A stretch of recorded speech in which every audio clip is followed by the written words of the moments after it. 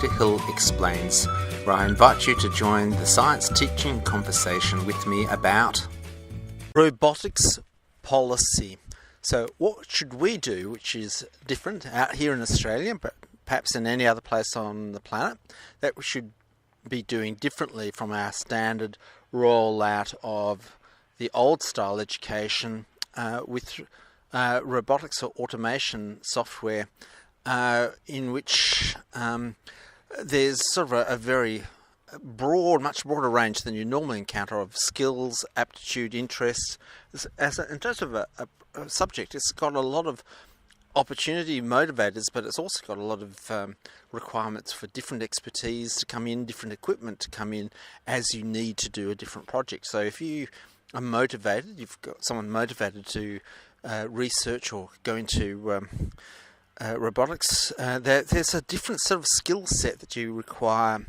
So I'll give my background to my observations in this. So this is more a policy high level thing, and we'll stop and say why I'm doing the podcast at this stage. So what I'm doing is I've made an automated podcast engine which troughs things off to YouTube, and I've been going through today just feeding it, just putting podcasts on the chopping the line, and certain things improved, certain things were bad things I couldn't tell in advance.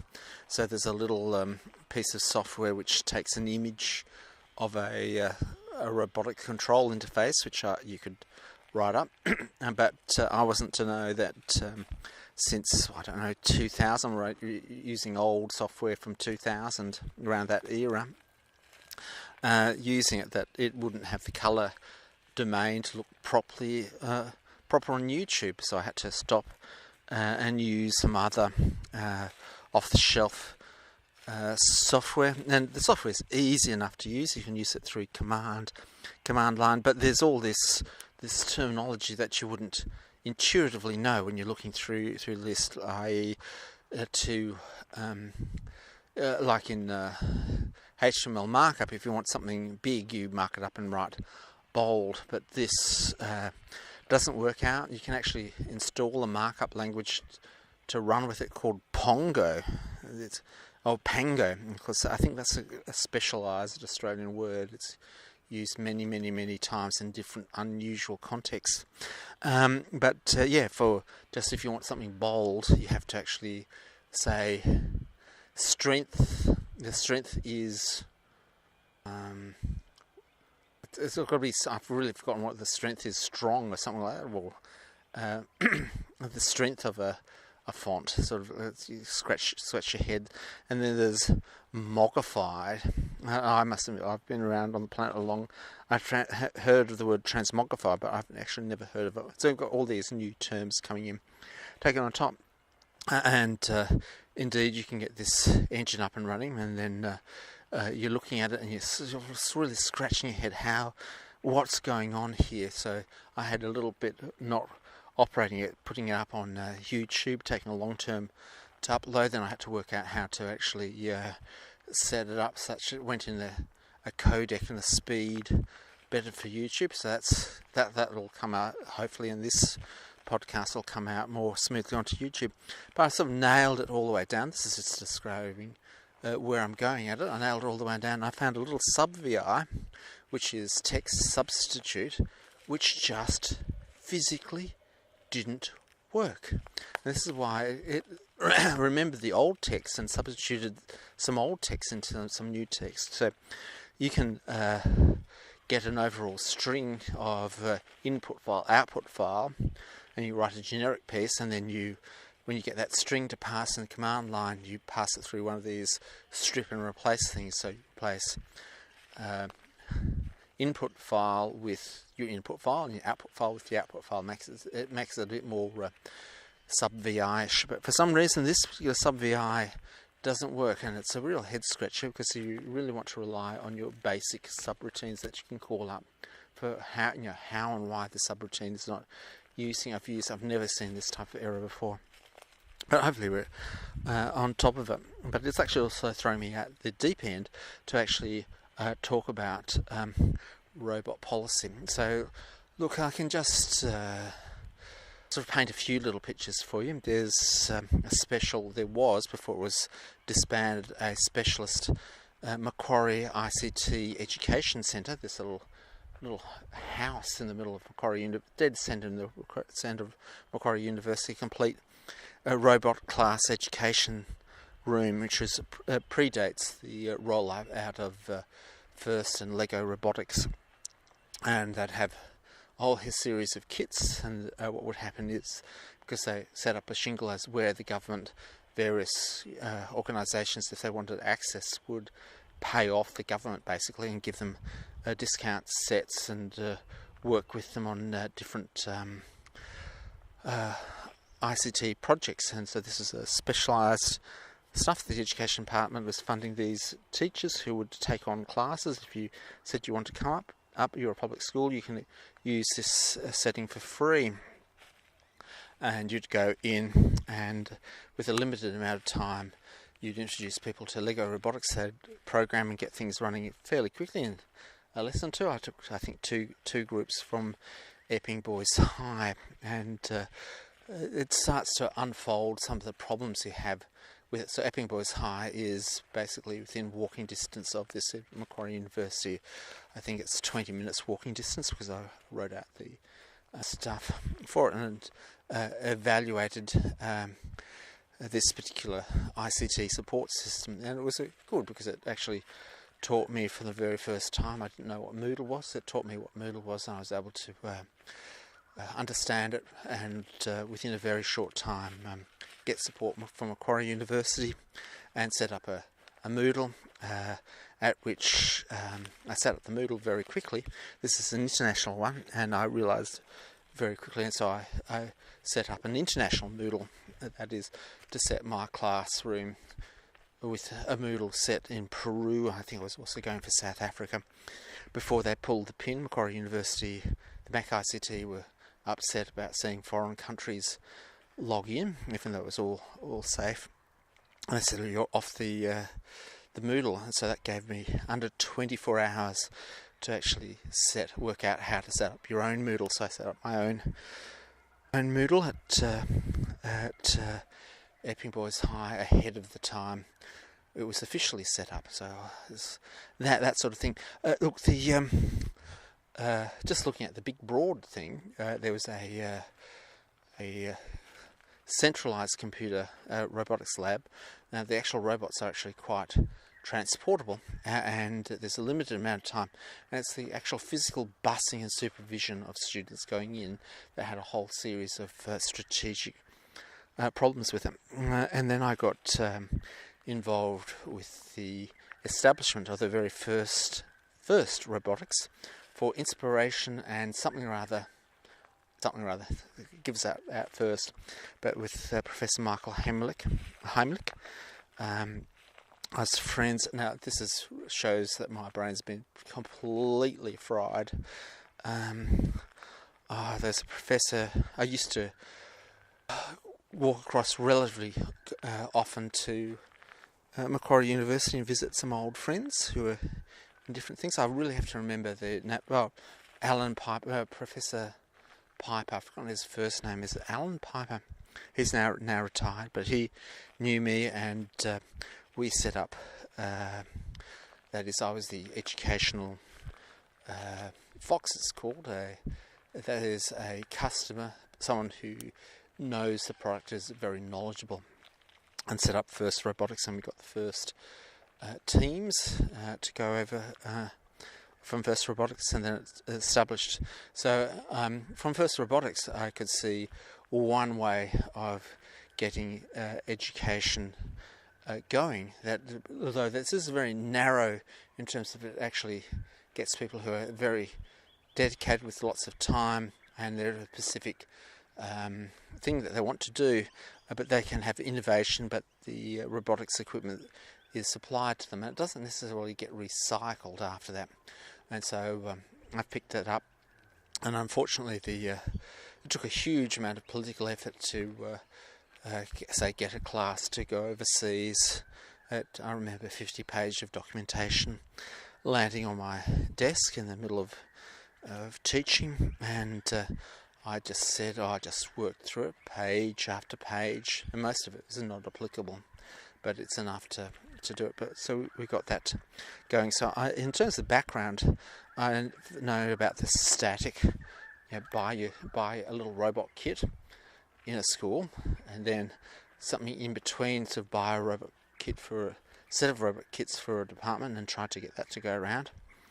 Then the various fairs. And so obviously I'm thinking something more successful than this. And I've looked at first robotics and was involved in that.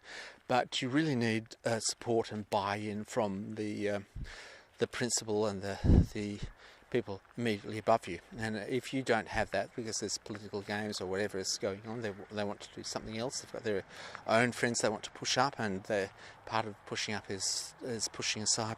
You can't get going. So I think we've got robots donated to our, we do, and they're just sitting in boxes. No one can use them, and that's indeed, I think, I'll send this particular podcast to Peter Turner, who is selling robot kits to schools, and there's this big story about why it's not working. So I think we can actually say that robotics in schools, we haven't actually nailed that yet, and the symptoms of why it's going ahead is a class of bigger problems which we have to solve in education and in Australia.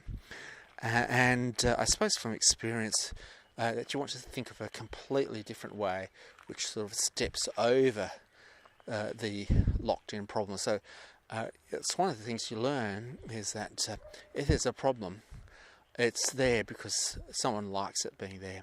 And so they can do it. Oh, we think we might be able to come over. Oh, it's going to take a lot of work, a lot of commitment from you to actually work out how to do it. So the idea of getting a whole lot of kits and stuff like that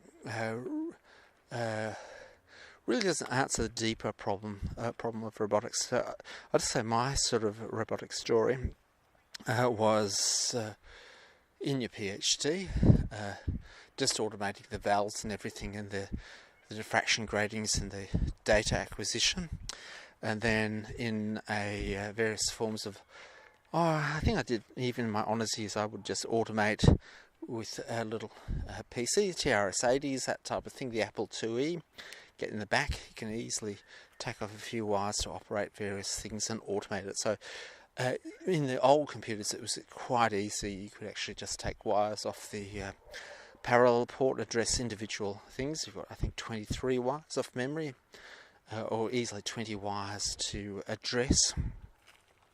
And so that was sort of a soft way of moving forward. And I did, in fact, use parallel ports, if you can believe it, and you can actually get you could buy, back in the day, you could buy a card which multiplexed out to so many other parallel ports. So these are things that you wouldn't see nowadays. Like you'd see a very old laptop which would have a parallel port to go out of it. And so I used that, basically kit driving, and actually addressed each set of coils in a stepper motor to actually get stepper motors to work back and forth. And so this is just a very simple thing, and I learned a lot of that by being a laser consultant for free, basically for free around Sydney. So I'd get to go into different factories and people would say, g'day, you, this is, we've just actually taken over a printer to move, it's basically a laser up and down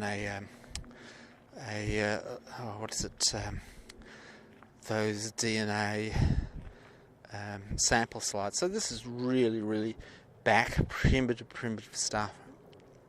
And eventually I learnt LabVIEW and things like that. Now, the interesting thing is that to solve a problem, you need so many different things all coming together. So if you want a gentle force to be applied, you need pneumatics. So you need pneumatic control. If you want to do a big heavy lifting job and moving, you need an industrial robot. So there's certain things that you need to have happen. So if you just give people a kit, there's a limited amount of things they can do with the kit, and especially in education, it's a large investment for a single use, and then it doesn't get reused again. So there's all these things, and also it takes up a lot of space. So if someone has a kit, it's there year after year, or it's actually taking up a square metre of space. People lose contact with them. So there's sort of these general problems. So I wasn't too miffed and fluffed by going further into education, having a sort of a high point with getting first robotics going up, and then moving to school where things were actually much harder to do. I knew that in the long run that, I'll just stick my head in and automate some of my teaching. So automated web pages, production of things like that, automated seating plans, and here I've automated the podcasting and the linking it together. So again, you sort of think of robots actually populating a factory. I'm thinking of robotics populating the social media space. So it's taking a big effort and while, and there's seems almost impassable barriers, like the Facebook thing seems impassable. Getting some sort of interactivity that seems impassable. But the general philosophy of the automation of it, which I can get there. So I have to produce this here. And so the story goes that I had this heart operation, sort of really affected your thinking and stuff like that. And just intuitively I knew I had to really, really push myself to retrain my memory. So I'm doing memory exercises. Now it turns on that I've been under the care of neurologists who pick this up, and hopefully they'll look after me rather than my own amateur way of trying to improve things. So this is a way of introductions to say that after I thought, a friend of mine invited me to a robotics meet at UTS, a business launch of something called a social robot. And the takeaway story about this is that although I took copious notes, everyone else was sitting there, I was taking copious notes, and I had something to do with it. By the next day, the actual structure of the thoughts, the input I had in my head from looking at the social robot disappear, and what was left was a general view of some of the problems of social robots and a strategic framework that Australia should take to move forward with robotics. Now, one of the things that you pick up from, I suppose I am interested in strategies. A general thing is actually playing to our strengths in the way that we do things, put things together just to play to our strengths. And now, Australia overall has very few suppliers to produce anything. It's very thin on the ground. So if you want anything laser cut or water jet cutting, there's only a few suppliers. They're very, very good, or they were very good. Machinists are very hard to find. This is machinists who are just naturally good to the micron tolerances. If you're going to build these components to put forward, they're very hard to find, as opposed to I'm told other countries, the US, where there's a lot of people. These people are very hard to find, and you build a good relationship with them. So it's a different sort of structure, or the sharing of intellectual property in Australia. People have the American model, but in general, resources are so thin on the ground. Capital is so thin on the ground. It's just best to share that stuff and just build up trust. So there's a much greater level of trust, professionalism. The US people are professional, but it's a bit more different. You know that there's no competitor about to suddenly pop up and take you over because it's just so thin on the ground. It really is a vacant land. There's not much here. That was by way of there's different strategies here, and so when you hear someone's doing something and they're not cooperating, or there's a limited amount of stuff, you sort of the interest peaks to say, well, hey, what's going on here? Have they not worked out that Australia's very much a different? There's virtually no market here. Yeah, like for high tech. So if we produced an iPhone, the size of market in iPhones is very small. It's changing very, very differently with these big online stores, and we're sort of getting onto sort of the online global community. But still, nonetheless, if you've got something and you want to get your business going, there's not a lot of local places to promote it. You can see a lot of things happening here. Again, looked at this social robotics thing. It was at UTS, and also Western Sydney University. It's been renamed, and as if by magic, they're knocking down bits of Parramatta. So Sydney is a complex place to lay out roads and transport because of the actual erosion pattern. Has meant that if you actually pull it up on Google Maps, you can see, well, this looks like a Mandelbrot fractal. There is this fractal imagery of Sydney, and the actual structures that you see in Sydney are repeated over and over again in different directions. But as part of that, Sydney is separated into several centres. There's the Opera House area, there's Parramatta, there's Northern Sydney, there's other centres which are all growing out, dispersed. And this is Parramatta, nice building. I don't know where they get the money for it. They're just bang, building a huge, I think a high skyscraper sitting up there. And they had the business school had bought a robot. And so this is interesting, and it was a social robot. And I was really paying very careful attention to the dynamics, who was running it and all that type of stuff. Essentially, a social robot is a robot which doesn't necessarily do anything. It can't actually pick up anything, it can't manipulate anything, but it can have a social interaction with you. So it's got a face and eyes, and it's basically a page out of a Japanese manga comic book, and it's got white shiny skin, and it's identifiably a robot. This is to avoid the uncanny valley, and it can turn and do various things, and talk with the various people. And then what I did pick up was that they have found you have to look a little bit beyond the data, because the first interaction is all positive signs, and then in general with kids, it's first interaction, second interaction, third interaction, there's a bit of a cynicism trying to trick the robot, and fourth interaction is usually no interaction whatsoever. So the first one is big surprise, second one bit of familiarity and working out how you could trick it to do funny things, and then basically what people want to do, in my interpretation, is have, for a social robot, have a story to say, well, I got to do this funny stuff.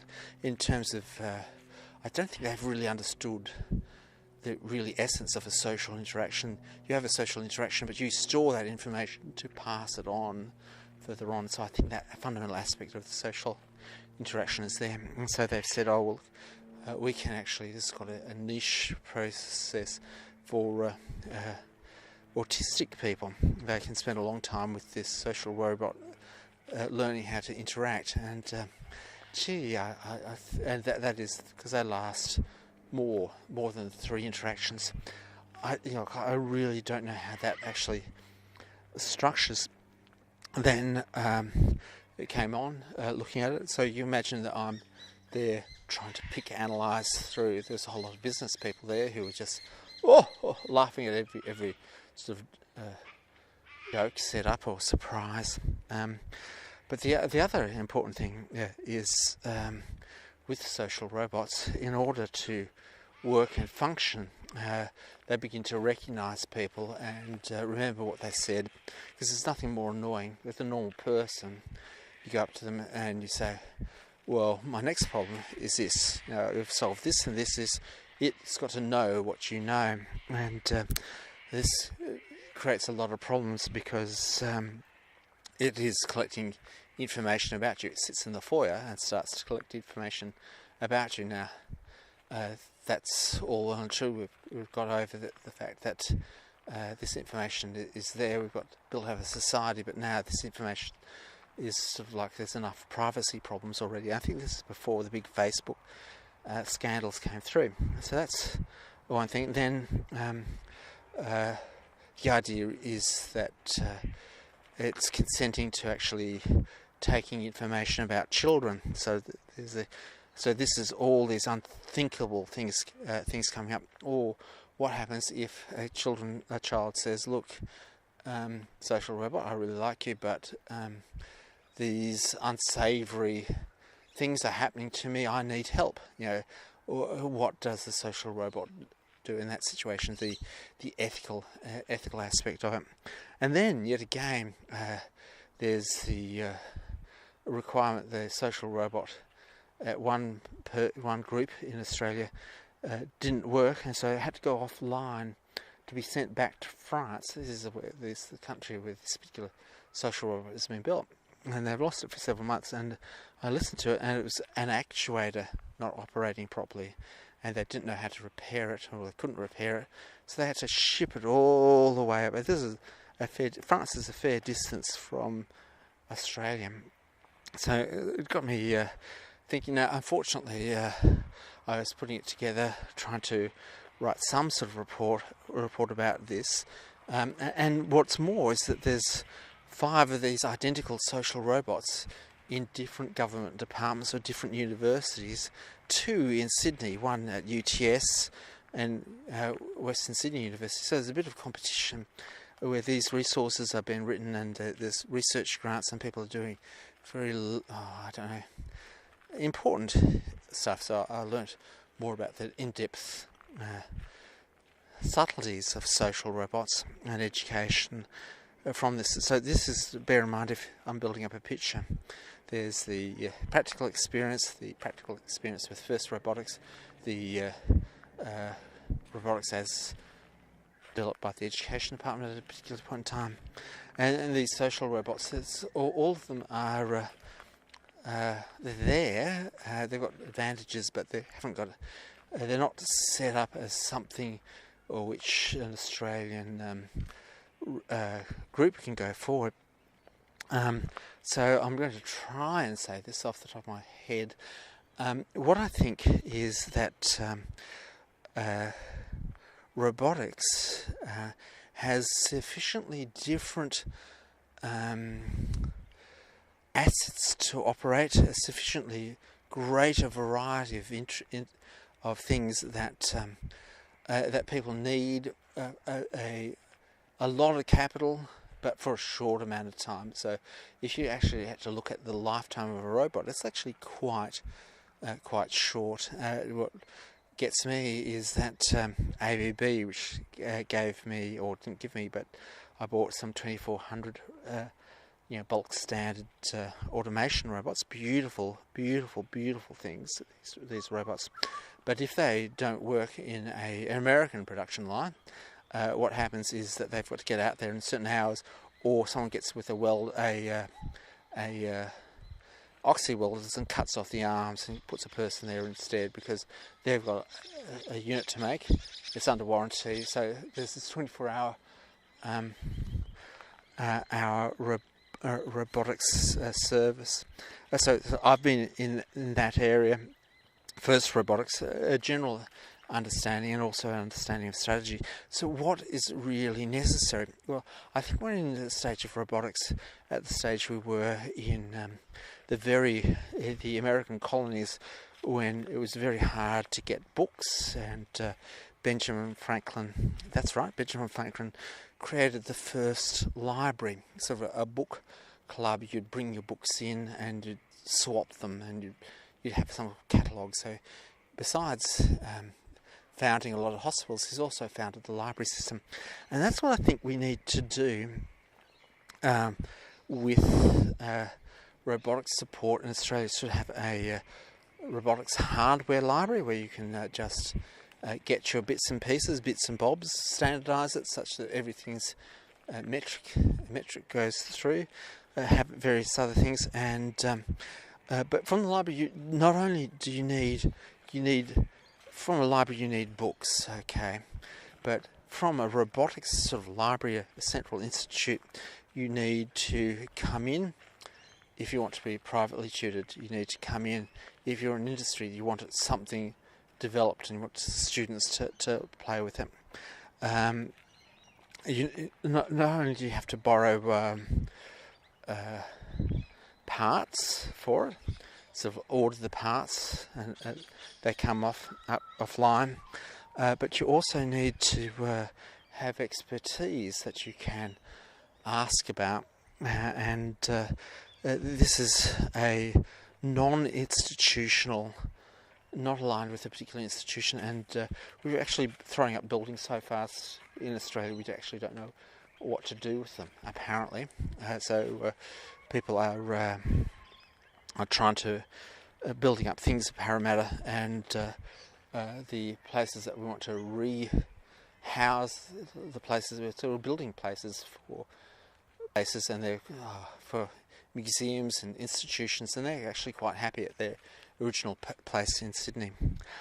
Okay, well, getting back to it. So there's this general idea of rather than yes, you can have there's this beautiful advantage if you have the same robot kit. Everyone in a class can open the same robot kit up, and then you've got the counting and packing it away and squaring away and storage. That should still go ahead and possibly be available as a class robot kit, which you can order from the centralised New South Wales or statewide library. But that's a kit which goes out, and it's looked like basically like an encyclopedia. But there are other things where small groups or people with a particular interest can actually follow, and you can actually recycle the robotics parts. And this is sort of like servos, sensors and stuff like that. Not necessarily to go in ahead of them. And there is actually a big well-stream of engineers who sort of bleed out of Australian industry as Australian industry refocuses, restructures, or typically there's some sort of political thing going on. You've got a new management coming in from a bigger company from overseas who wants to squeeze up, send a head office and send stuff overseas, have a bit of a design team, whatever it is going on. You do have this generalised flow of expertise which comes out. So that's a different thing from the Project Pacific cradle-to-grave solution from First Robotics, and it's a little bit of a different solution from individual groups buying robots and possibly getting low value out of them, to a centralised area which buys a few sample robots, but basically a kit and resource library. So the problem is that it's like readers, like you've got home baby readers, you've done that and you want to go to the next stage, or you're providing a spectrum of books so that you engage a spectrum of talents in the students, and that the students can work as a community upwards. I don't think they've fully understood community learning with it. So that's the overall strategy for robotics. And 35 minutes. Sorry, it sounds awful for you out in podcast land listening to someone doing things like that. But I put it through my automation, and look, there's several things. It's hard to say, like you as you fault ticket, you pick up various things to remove, various faults to remove, and you think you're there, but really you're left with the next. So you knock out of 10 faults, you knock out 7 really bad ones. So those 3 ones still there. Get it up, but it serves up a pretty scrambled offering at the end of it. So I'll eventually get there, and it's the long-range plan, similar to this. The robotics is someone would say, well, why are you doing that? Isn't it better for I can have my own robots, I can have an assembly, and I can talk about me as a robot person, head honcho, or why couldn't you just not spend as much time developing podcasts, but we'll just spend that time producing one good podcast at the start. It's in both those cases we're looking at the strategic game about it's not what the solution offers, it's the position that you're in when that type of solution is in place. So it's not necessarily the quality of the exact podcast, it's the actual solution space of podcasting, this interlaced or set amongst the social media track on, and then it means that if I do actually hit the actual sweet spots of what's wanted in social media, I'm all set up ready to go. But it may well be that the path to success in this area or in teaching is not through being popular on social media. It may well be there's other factors that I have to get going.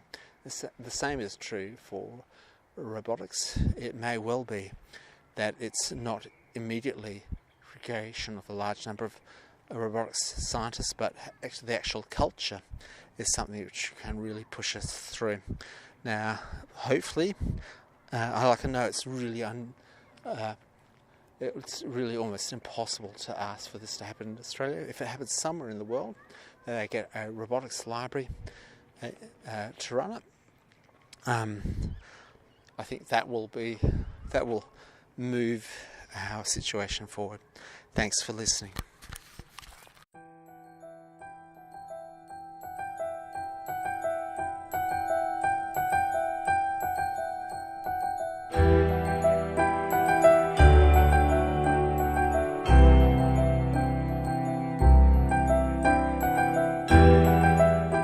Another podcast, another story comes to a close. It's been a pleasure sharing this moment in time with you. May you discover truly amazing things, understand them, and tell others. Thanks for listening.